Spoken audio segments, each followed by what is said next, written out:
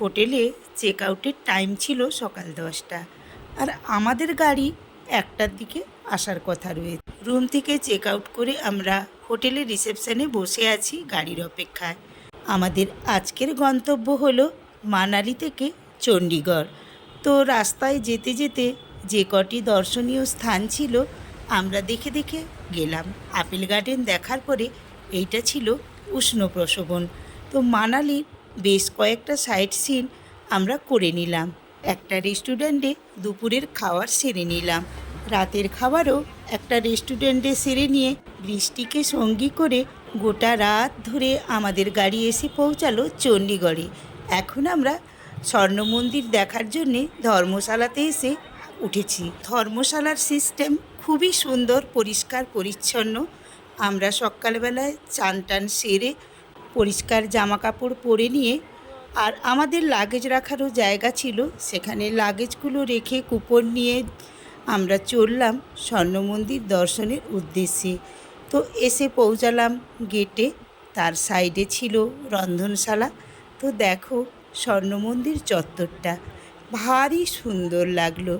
আমার এই প্রথমবার পাঞ্জাবে স্বর্ণ মন্দির দর্শন হলো। এর আগে আমি আসিনি, লোকের মুখেই শুনেছিলাম স্বর্ণ মন্দিরের ছবিটা নাকি জলের মধ্যে পড়ে একটা মায়াবী পরিবেশ তৈরি করে। আজকে সচক্ষে দেখলাম এবং তার সাথে সাথে নিজেকে ধন্য মনে করলাম।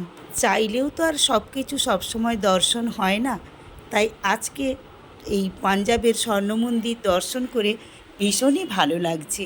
তো এখানে প্রত্যেকের মাথায় ওড়না কিংবা একটা রুমাল নিতে হয়।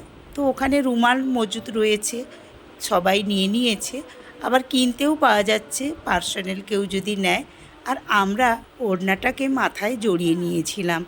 তো এইভাবে চারিদিকে হাঁটতে হাঁটতে দেখতে দেখতে আমরা এগিয়ে চললাম মন্দিরের গেটে।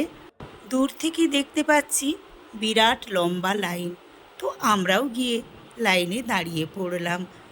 একসঙ্গেই আমরা ছিলাম, আমাদের যতজন একসঙ্গে গিয়েছিলাম।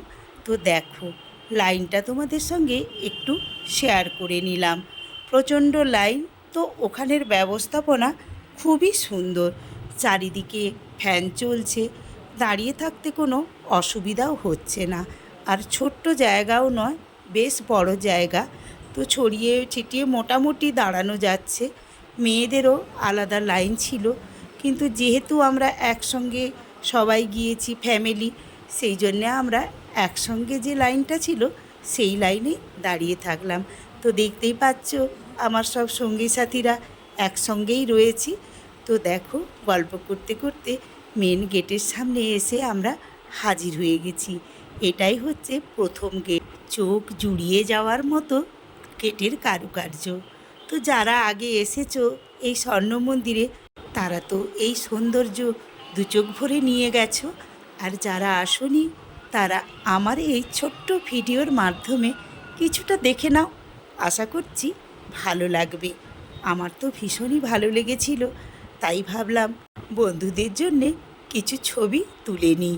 তো দেখো আমি একটু একটু দেখানোর চেষ্টা করছি, সব জায়গায় ক্যামেরা অ্যালাউ করছে না, তো আমি যতটা পেরেছি তুলেছি। দেখো আমাদের দর্শন হয়ে গেছে। তারপরে আমরা বাইরে একটা দালানের মতো ছিল, ওখানে আমাদের সাথীরা সব বসে পড়েছে, আর আমি একটু ভিডিও করছিলাম। এই যে মন্দিরটা রয়েছে না, এটা 3তলা। তো আমরা ভিতরে ঢুকে গিয়ে আস্তে আস্তে একের পর এক একতলা, দোতলা, 3তলা ছাদ অবধি গিয়েছিলাম। এটা ছাদের উপরে দৃশ্য। তো ওখানেও ক্যামেরা করতে দিচ্ছে না ভেতরে, তো বাইরেটা আমি একটু একটু তুলে নিলাম তোমাদের সঙ্গে শেয়ার করব বলে।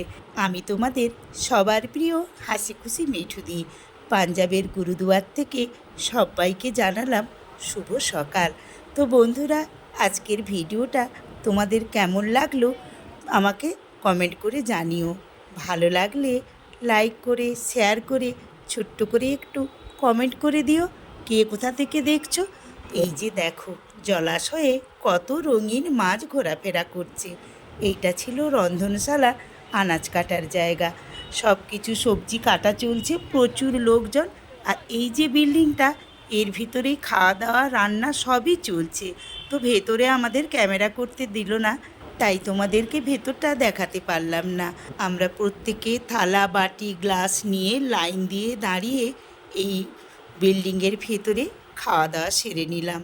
আর হ্যাঁ, প্রতিবারের মতো একটা কথাই বলবো, যেসব বন্ধুরা আমার এই চ্যানেলটা প্রথম দেখছো তারা কিন্তু আমার চ্যানেলটিকে সাবস্ক্রাইব করে দিয়ে পাশে থাকা বেল আইকনটিকে অল করে দিয়ে আমার চ্যানেলের পার্মানেন্ট বন্ধু হয়ে যেও। আজকের ভিডিওটা আমি বন্ধুরা এখানেই শেষ করছি।